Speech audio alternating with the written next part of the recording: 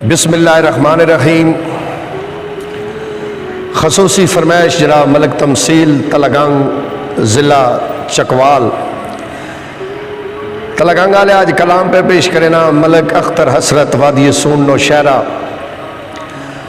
अल्लाह साईं दे वस इन कुल रुतबे इंसान दे वस दी गल नहीं।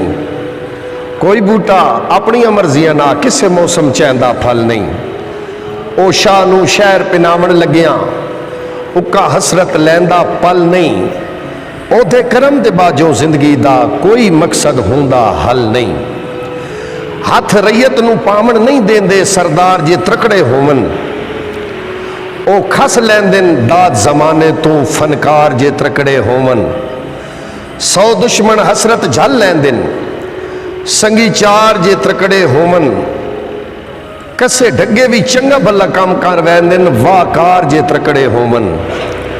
ते ना दिती कर जनक गरीबां नू मजबूर भी आशिक होंदन। होंदे कई बदनाम जमाने ते मशहूर भी आशिक होंदन।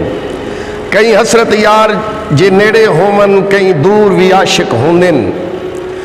ओ नहीं विरसा सिर्फ अमीरां दा मजदूर भी आशिक होंदन। तलगंग आलिया